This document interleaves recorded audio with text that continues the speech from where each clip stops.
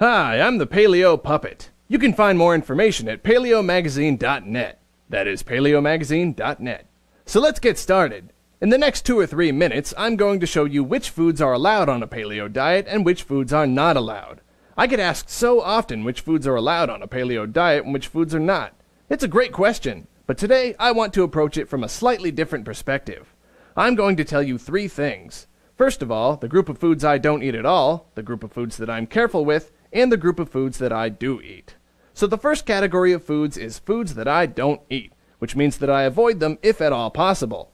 Sometimes when I'm out, I'll, have a little something, but not very often. In this category, there are 5 groups. The first group of foods is grains. They're not the worst thing in the world, but they are high in toxins and polyamines like gluten.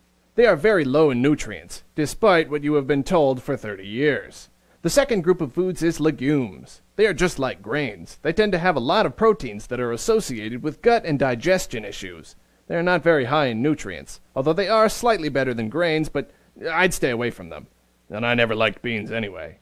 The third group of foods, and this may be the most important, that is processed sugars. This is anything chocolate, sodas, fruit juices. Anything that has sugar added to it becomes toxic very quickly and does not have a whole lot of nutrients, so I stay away from those. The fourth group, the most overlooked group of foods, and that is vegetable and seed oils. They are very high in omega-6 fats. They are very inflammatory. They are very easily oxidized, which means they will cause you gut issues and inflammation problems.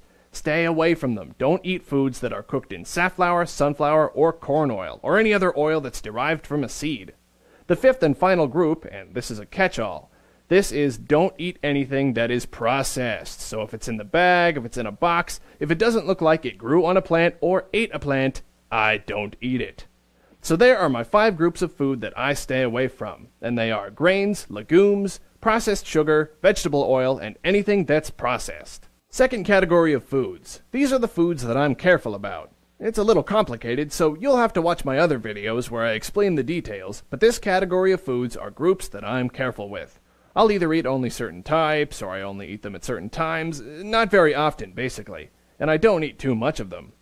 3 groups of foods within this category. The first group of foods is dairy. If it's in your grocery store, it's often pasteurized, homogenized, and not real dairy. If it's raw or fermented, for example, full-fat Greek yogurt or raw milk, those things are probably okay because they still have good bacteria in them, and they haven't been homogenized and altered by chemicals.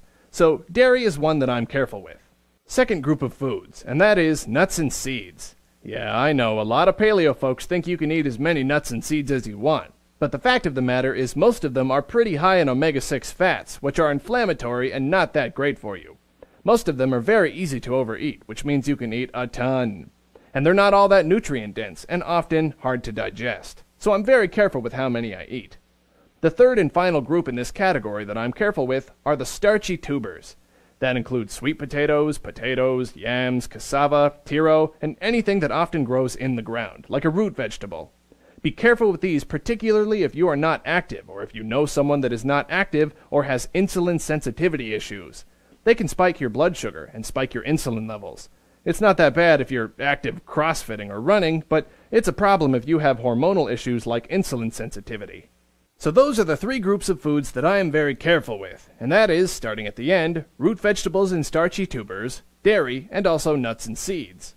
The third and final category of foods that I have in my classification system is foods that I eat all the time. These are foods that I don't worry about. I will eat them no matter what. In this category, there are 5 groups of food, and I'm going to touch on each of them very quickly. The first group of food is vegetables. Please, please, please eat more vegetables. I see so many people go on a Paleolithic diet. They eat very few vegetables, just a bunch of meat. Oh, don't get me wrong, meat is great, and you bet your bippy I'll get to that soon, but vegetables are very high in nutrients. They are very low in toxins and very delicious. Second group, fruits. Some people are worried about fruits. Just as a caveat, I don't include dried fruits, but whole fruits. Anything like berries, even stone fruits and tropical fruits, like apples and pears, like pineapples and mangoes. It's hard to overeat them because they have a lot of water and fiber, and they are very nutrient-dense and very low in toxins. So that's group 1 and 2, vegetable and fruits. Group 3, you guessed it, it's meats. We're talking beef, lamb, chicken, pork. How about meats you're not used to eating? Alligator, kangaroo, whatever, just throw them on the grill. Meats are great. They are very nutrient dense. They barely have any toxins because things like saturated fats and cholesterol that we used to think were toxins are not actually toxins. So they are very good for you. You can pretty much eat as much as you want. Okay, fourth group. This one is going to throw some of you for a loop, but organ meats. So when I talk about meats, I'm talking mostly about muscle meats. These are things like steak and burgers. Organ meats are liver, kidney, brains, intestines, and stomach. These are the single most nutrient-dense foods that you can eat. They are great for you. They are very low in toxins and very high in vitamins and minerals and a whole lot of other things that you don't get in abundance in a lot of other foods. So please, please, please, eat the entire animal. I know it sounds a little weird, but believe me, it's worth it. The fifth group of foods is seafood. I particularly include shellfish in this, but obviously fish, shellfish, and oysters. Oysters are so nutritious. Please eat oysters. They are delicious. Shellfish are my favorite thing anyway, so shellfish and seafood are my fifth and final group in this category. To recap this category, things that I eat include the obvious ones like meat, vegetables, and fruit, but also please eat a lot of seafood and please eat a lot of organ meats because they are so nutrient dense. So there you have it. In this video, we learned an easy to understand paleo diet list of foods. So I urge you to please eat a lot of seafood and please eat a lot of organ meats because they're very nutrient dense. If you are considering going paleo, you need to watch out for incorrect information about paleo on the internet. The internet is full of wrong information about paleo dieting.